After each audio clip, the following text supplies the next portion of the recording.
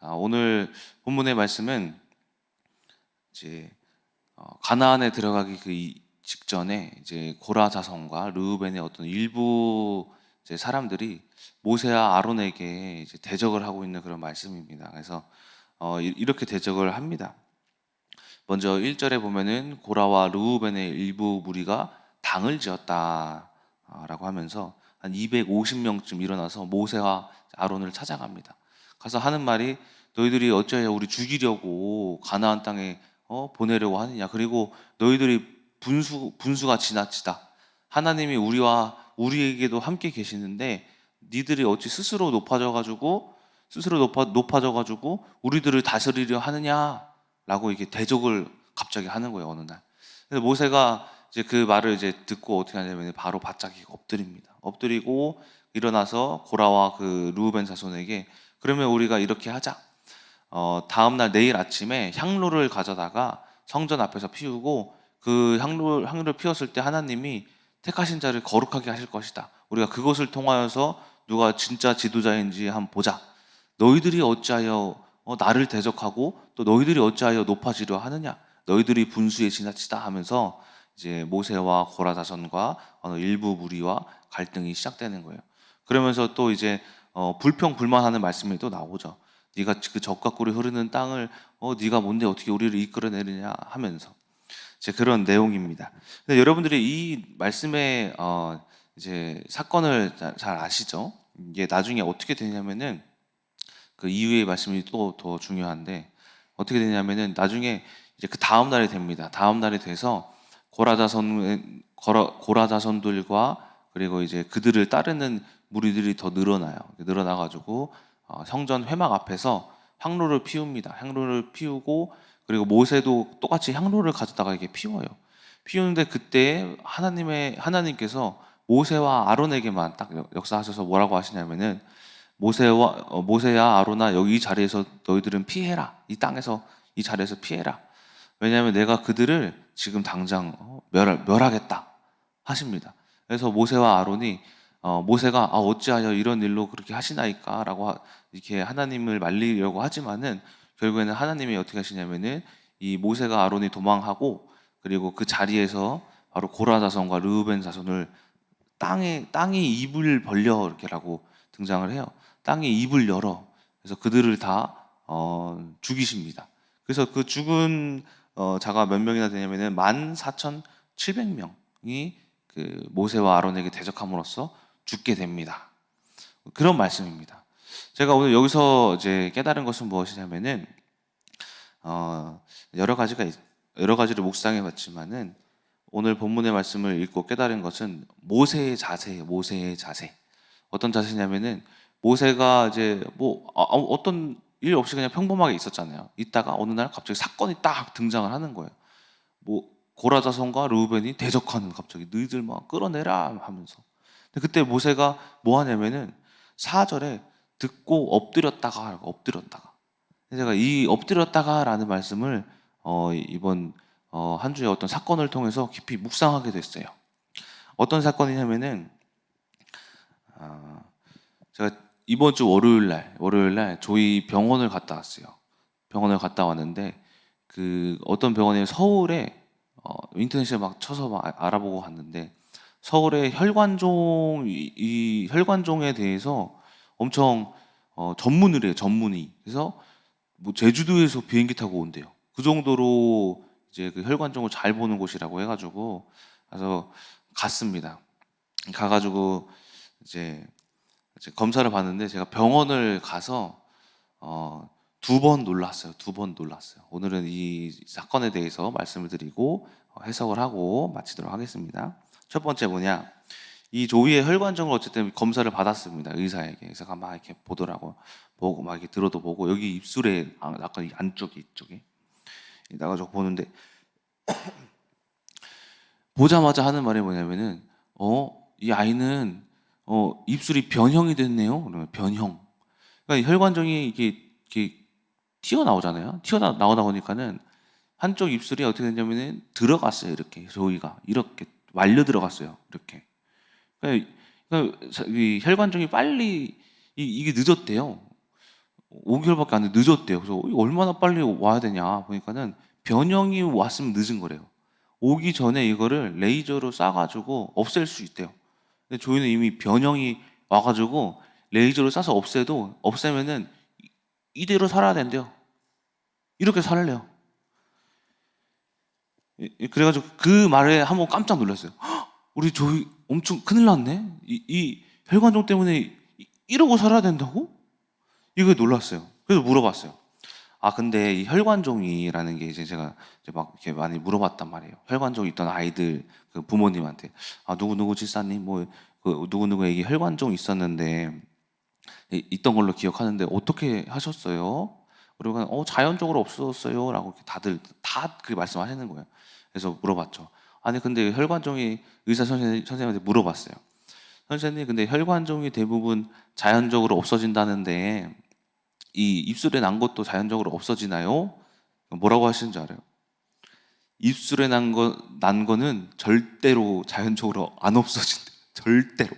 자기는 이 혈관종 지금 10몇 년, 20년 가까이 하면서 입술에 난 혈관종이 자연적으로 없어졌다는 말을 들은 적도 없고 자기가 하면서 의사 생활하면서 본 적도 없대요. 심지어 어떤 한 사례를 보여주시는데 이 최근에 31살 이제 어떤 이제 자매가 왔대요. 여성분이 오셨대. 그러니까 혈관종으로 그 사람도 비슷하대. 혈관종으로 이 안에 이 입술 혈관종인데 이게 아직까지도 이게 그러니까 예전부터 안 고쳐가지고 변형이 와 있는 사람이래요. 변형이 왔는데 와가지고 물어보더래요. 이거 어떻게 고칠 수 있느냐. 근데 그 사람이 말했대요. 31살까지 그 혈관종을 달고 있으면은 못 고친대요. 레이저도 안 되고 그 약물로도 안 된대요. 그래서 그 31살, 그러니까 31년 동안 지금 뭐 한 거예요? 혈관종 달고 있다라는 거예요.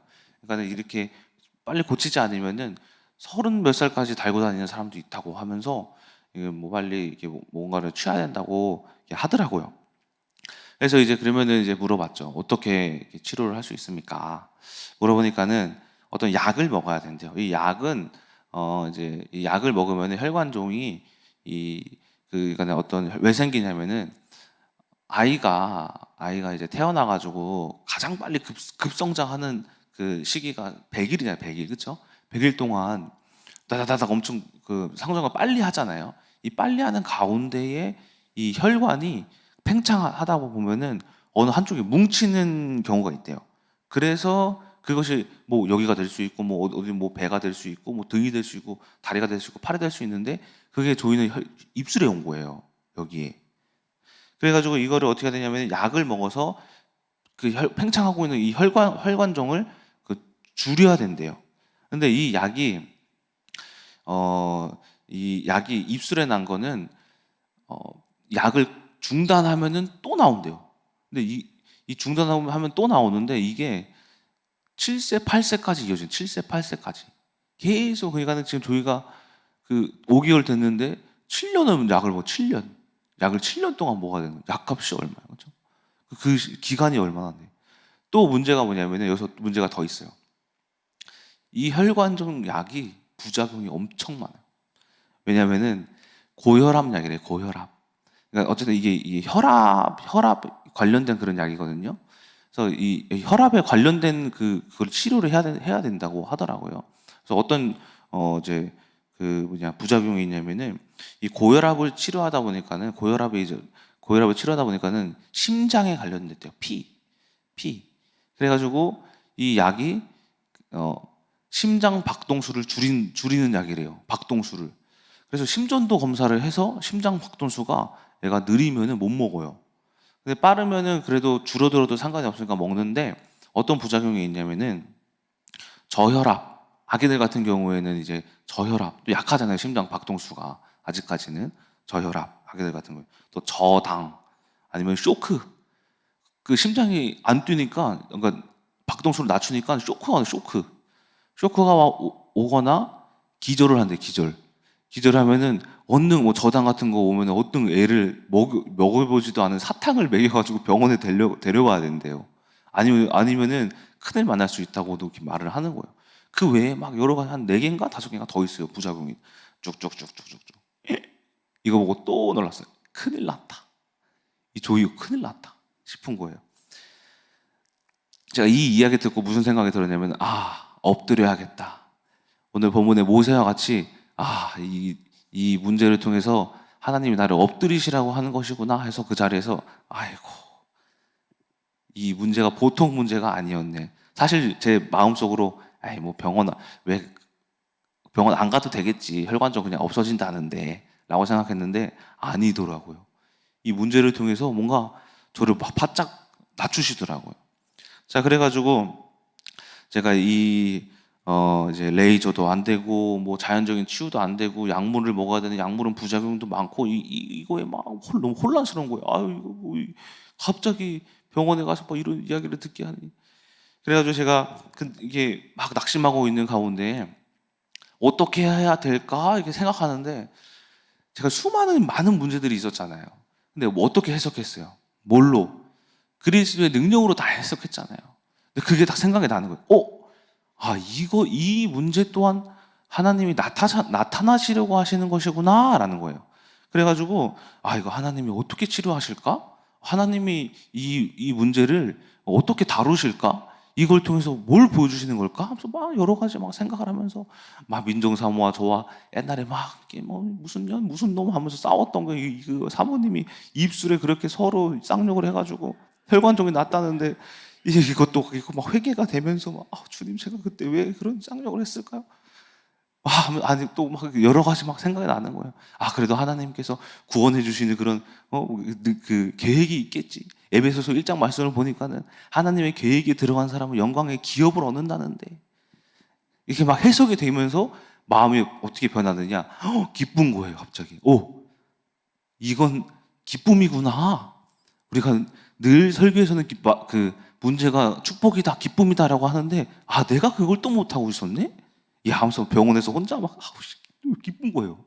그래서 민정사모랑 이렇게 보니까 이제 다 막 이러고 있는데, 혼자 막 근데 막 이렇게 말하면 좀 그럴 것 같아서, 이제 그 상태를 보고 딱 이렇게 말을 해야 되잖아요. 복음 해석도. 그래서 그때는 딱 말 아직 안 하고 이렇게 있었어요. 그런데 이제 이제 그 기쁨을 딱 받고 나서 여러 가지 막 말씀이 생각이 막 나는 거예요. 바울이 이제 고린도후서 12장에 이런 고백도 하잖아요. 자신의 육체의 질병, 그렇죠? 이 육체의 어떤 질병을 가시라고 하는데, 이 가시가 있는 이유가 뭐냐면은 자신이 약할 때 강함 되시는 하나님께서 드러나시기 위해서. 그래서 이 약할 때, 내가 약해질 때에 누가 일하실 수 있느냐? 그리스도, 그렇죠? 이 그리스도의 능력이 머물게 하려 함이라라고 해요. 머물게 하려. 그러니까는 이 문제는 뭐냐면은 여러분의 문제도 마찬가지예요.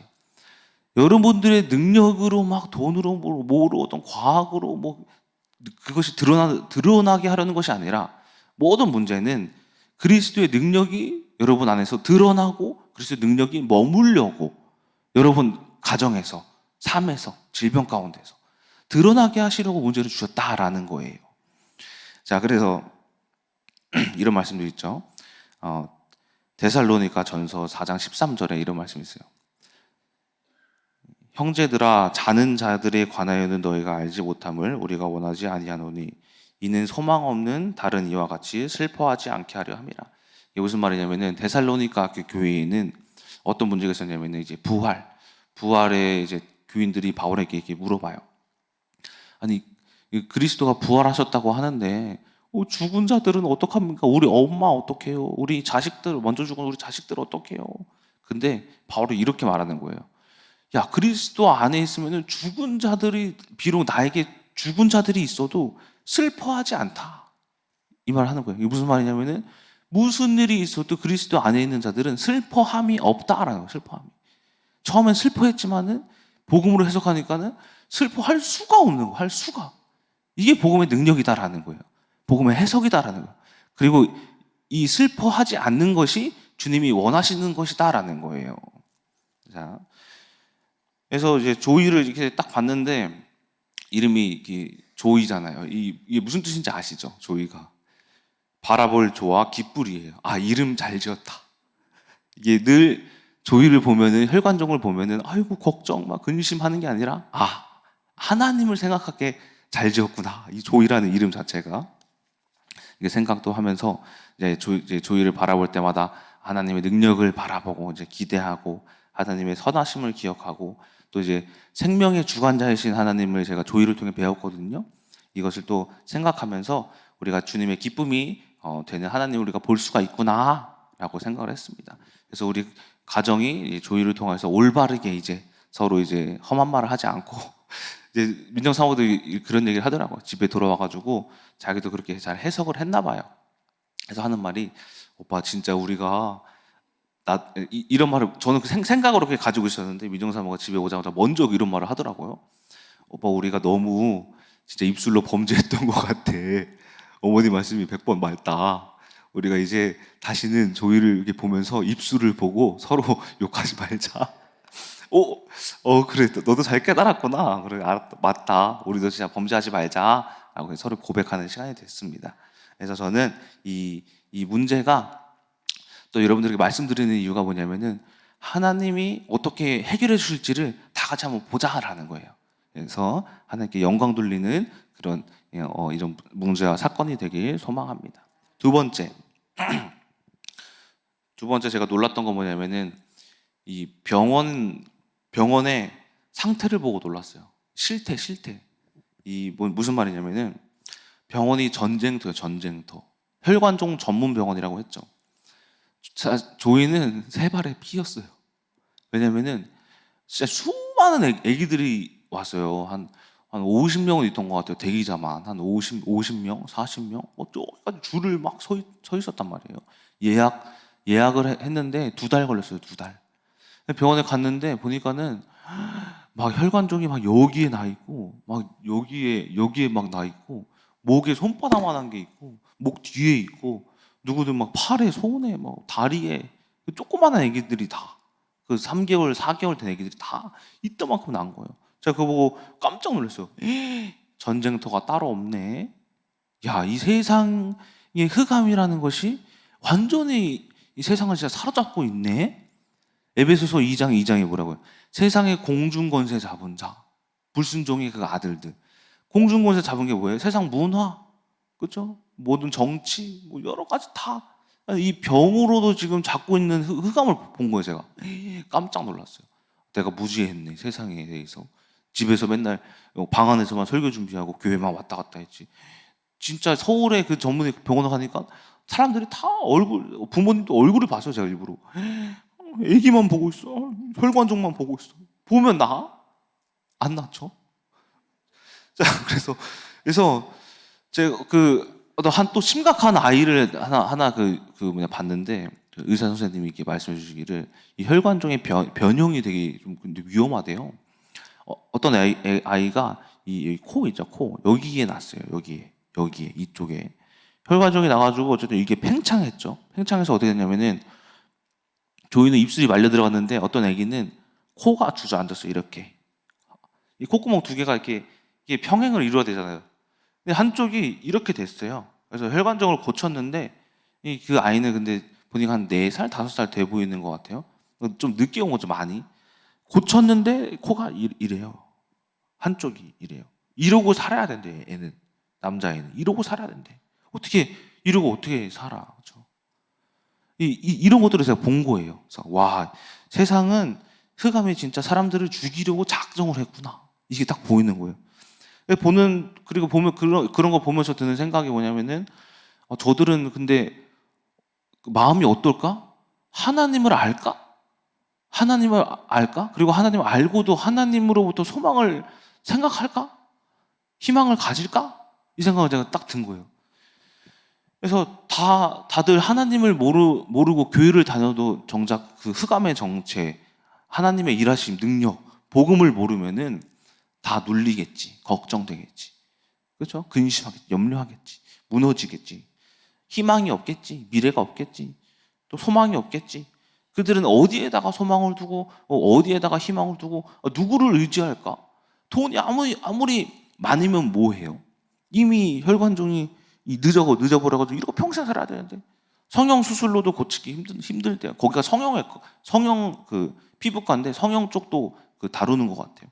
이 성형으로도 고치기도 힘들대요. 완전 이렇게 된 거는. 그래서 이런 생각이 드는 거예요. 무슨 생각이 들었냐면 하나님을 아는 것 자체가 축복이에요. 자체가. 그러니까 축복이란 것이 여러분들 어떤 그 조이의 병이 나오면 축복이에요? 아니잖아요. 이미 내 마음의 소망과 희망을 하나님께 둔 것 자체가 축복이에요. 자체가. 그러니까 여러분들 모두가 다 축복을 이미 받으신 거예요. 받으신 거. 왜냐하면 모든 문제와 사건 가운데 소망과 희망과 미래를 어디에 둬요, 여러분들이? 하나님께 두었죠. 그럼으로써 그 문제를 보고 기쁨이 생기고 소망이 생기고 일할 능력이 생기잖아요. 그렇죠? 이것 자체가 축복이잖아요. 이거 자체가. 그걸 깨달았어요. 하나님 아는 것 자체가 축복이에요. 자체가. 택하셨다는 이유가 여기 있구나. 이 자체가. 그래서 로마서 이제 4장 7절에서 8절 말씀에 보면은 이런 말씀이 있어요. 이 왜 축복이냐? 로마서 4장 7절에서 8절.